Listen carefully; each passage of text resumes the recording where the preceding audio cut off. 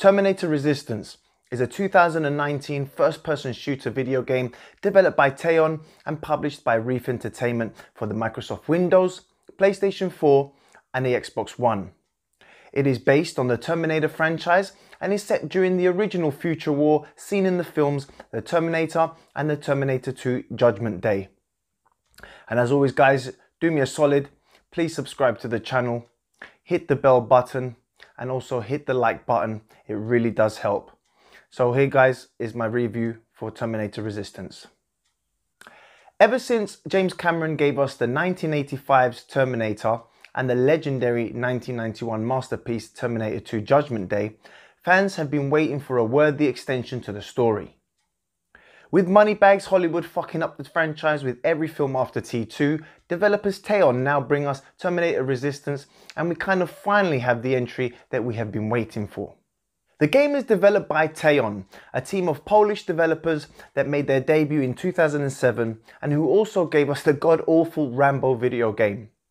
But wait, Terminator Resistance is actually not that bad and at least makes an attempt at giving us Terminator fans what we deserve, which is actually great and more than what can be said about the abomination that was Hollywood's Terminator Dark Fate. Set in 2028, during the original future war, Terminator Resistance has you playing the role of Resistance member Jacob Rivers. The game opens up with Jacob trying to escape and sees a friend being terminated by a T-800. A voice then comes over the radio and begins guiding you to safety. You then take control of Jacob and begin running and dodging T-800 plasma fire through ruined buildings in what is basically the tutorial for the game.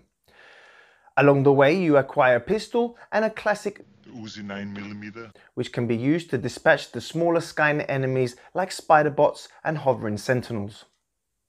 After the short tutorial, you meet up with a group of survivors and flee the city to a safe house. It is here where the game opens up in a way that I didn't expect. What could have been a straightforward on-rails first-person shooter, Teon have gone for a more Wolfenstein approach. Between missions you can roam the safe house and later the resistance shelter and interact with the survivors and soldiers that you meet, most of which will present you with some backstory on themselves and on their experiences since Judgment Day, which was actually a nice little touch. Now the voice work here is not the greatest, but I was quite happy with how the stories were written and delivered, which added a good level of depth to the world and in explaining the horrors that people have seen with optional dialogue options and choice making that can actually affect not only your fate but theirs as well. They will also offer additional objectives to complete during your main missions. Each level takes place in hub areas located in and around Pasadena that you can explore at your own leisure. As you progress, you gain access to hacking tools and explosives which can be used to gain access to storage lockers for supplies and ammo, as well as creating shortcuts through the map. You will also find documents that provide a bit more backstory and some really cool Easter eggs for us fans. Like one letter that I found from a Dr. Silverman sent to a Sarah Connor. Side quests are highlighted in blue on your minimap and your main objectives are highlighted in yellow. The missions can vary, like taking down Skynet outposts, photographing Skynet defense tech and rescuing prisoners, or go and find a big robot and blow it up.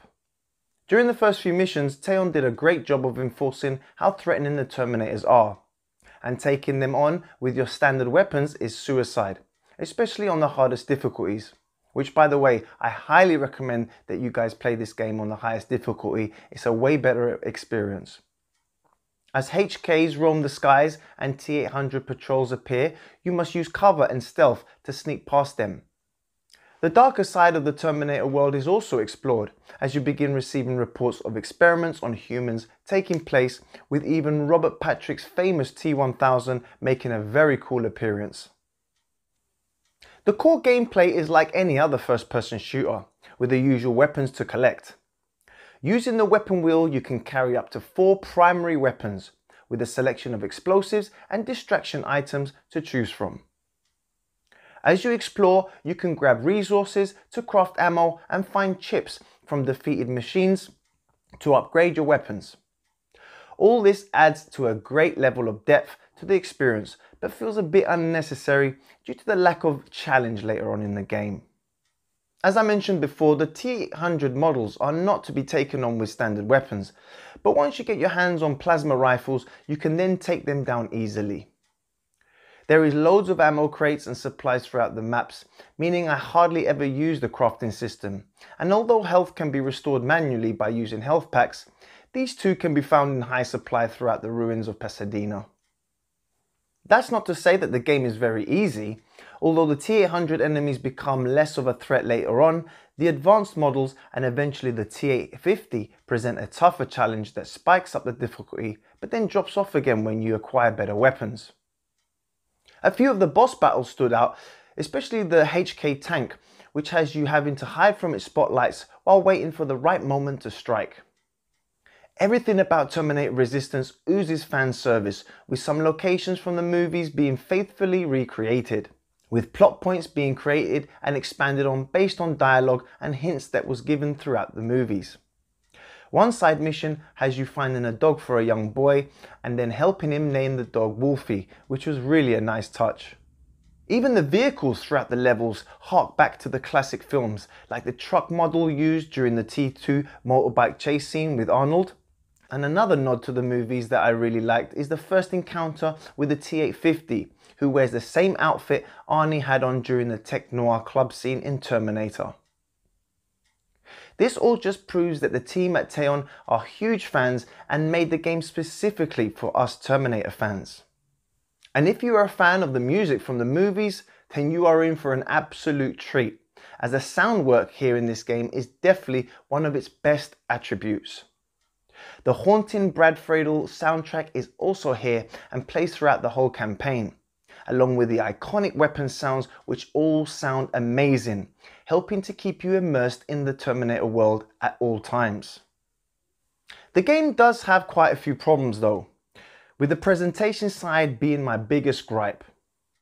Coming from a relatively small studio, the game does look like it belongs on last gen consoles. Textures are quite bland and animations are a bit stiff, though as most of the game is set at night, this is not always as noticeable. Some of the lighting effects are well done though, and the way the Terminator's eyes light up in the darkness never gets old. Some other problems with the game, like I mentioned before, is with the difficulty, which is an absolute joke on anything other than the hardest setting. So as I said, go with the hardest setting, it will be more enjoyable. The gameplay feels a bit sluggish also at times, with some really bad pop-in and now and again some long loading times between levels. But this still wasn't enough to ruin my experience. Although I also must add that there is some real strange sex scenes in this game, and when you see them or when you play through them, you'll understand. They just come out of nowhere, and to me they shouldn't have even been added. And also the lip syncing is some of the worst I've ever seen in a video game. I am a huge fan of the first two movies. I found a lot to love about Terminator Resistance. The story was just okay, and although not the best, it gave enough twists and turns to keep you engaged till the end, with a couple of different endings thrown in depending on which choices you made throughout the game. Let's not forget that this is a budget title. And for me, Resistance is 5 times better than Teon's last game, Rambo the video game. So take that into account, guys. The game is by no means a AAA title, but if you can put to one side how spoilt we have all become with high budget games with ultra realistic graphics, then there is really a great game here, especially for us Terminator fans. I'm going to give Terminator Resistance a very strong 7 out of 10. So guys, as always, thank you so much for watching. Thank you for your time. Please don't forget to subscribe to the channel. Hit the like button, it really does help. And also hit the bell button so you get notified every time I post a new video. And as always guys, again, thank you. And I will see you guys on the next Joe Cobra video. Thanks and bye bye guys.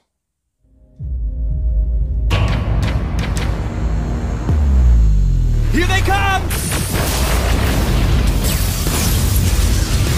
Take cover!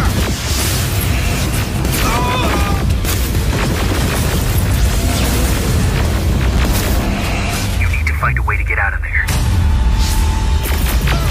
I want you to take a team of my soldiers and fight your way to Skynet's defense grid. It has to end tonight.